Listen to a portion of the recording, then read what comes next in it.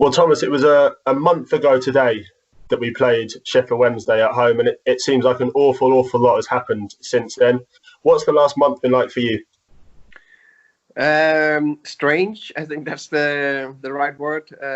Of course, first and foremost, this is a difficult situation for a lot of people in the world, including us, who's working in football. And I think, of course, football is secondary. It's much more about the general health of the world society, actually, and what we can do to be responsible to help each other, not spreading the virus, and do what we can to get through this together.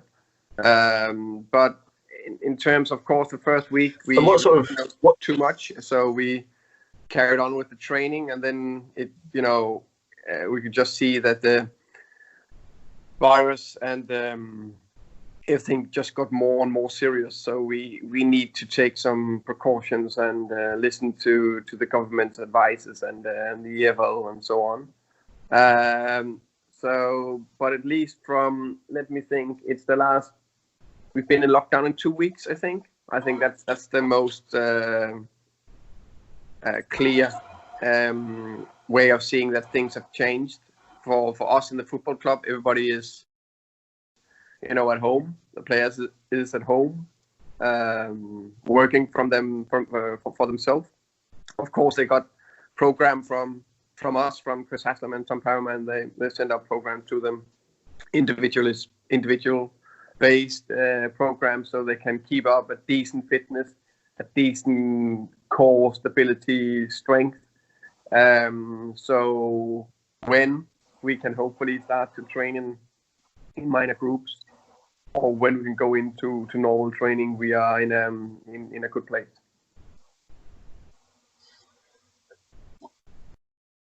And how difficult has the last month been? Because there's no definite end date. So the players, especially, and for you as staff, are kind of working without really knowing when it's all going to be back to normal.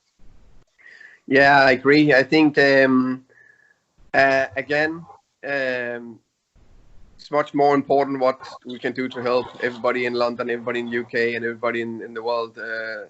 But of course, we need to also look into our daily routines and business. What can we do to be best possible prepared for when we start again? But I think for all of us, when we don't have a start date, it's difficult to plan.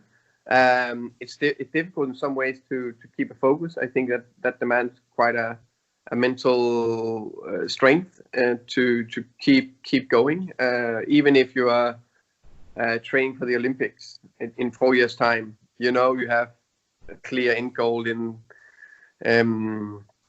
go for a target, and here it's definitely a lot about to maintain a fitness level at a decent level. But I think the first couple of weeks, let's again talk about the lockdown period.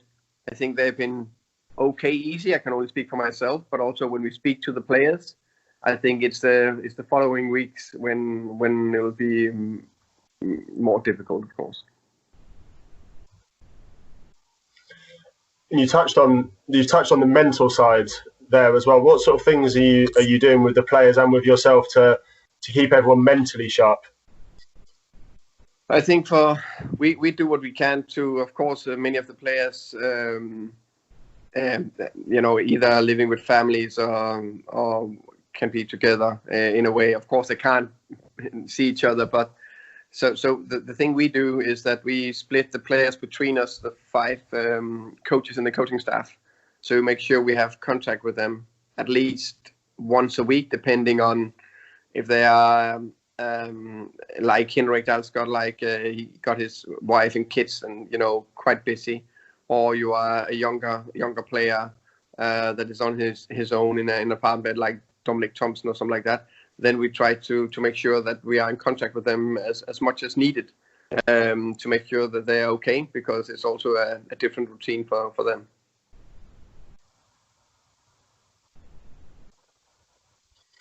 And just for yourself, what's you talked obviously about keeping active with the players, But on the football side, what are you able to do at the moment as a head coach?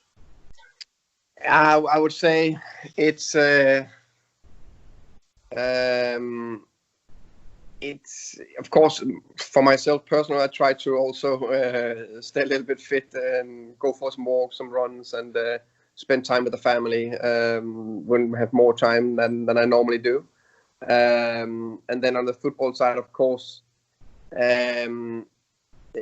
try to not, it's a little bit about you maybe look at some players for maybe the coming transfer window, even that sometimes in some ways a little bit very strange to think about, because I think there's so much more important things to think about out there in the world again. So I can't stress that enough. But try to do that. Try to develop bits in terms of leadership or style of play, or look at small bits you can do. But I also, to be fair, use the first couple of weeks to relax a bit, because we've been 9 months into a very, very busy season, and maybe we are going to have a very, very reduced or small spell of holiday between the two seasons when we can start it again. So for me, it's also been a time to slow down a bit. But I know myself, after maybe one more week, then I need to have a normal structure. I think that's what all people want to have, in a way, have a structure in their daily life. With you get up in the morning, you go for a little bit a walk or fitness, a run, and then you do a little bit of work, and maybe then you socialize with your family. So I think we all try to search for that structure in a very unnormal daily life now. You've touched on, obviously, yourself and the players being in lockdown. For a number of Brentford fans and staff and the medical department, for example, this is an extremely testing time for them, working in hospitals, working as food delivery people. So have you got a message to those Brentford fans who are and staff who are doing that at the moment? Yeah, I think I would say all people who are working in the NHS, or key workers or nurses or doctors who are working with this terrible virus, for me they are massive heroes. Of course, all the ones who are Brentford fans, of course, they are a tiny bit closer to my heart.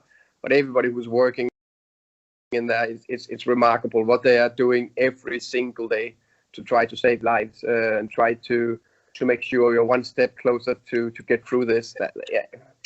For me, it's incredible what they're doing every day. So my biggest regards and thoughts and hugs to them, because that's crazy.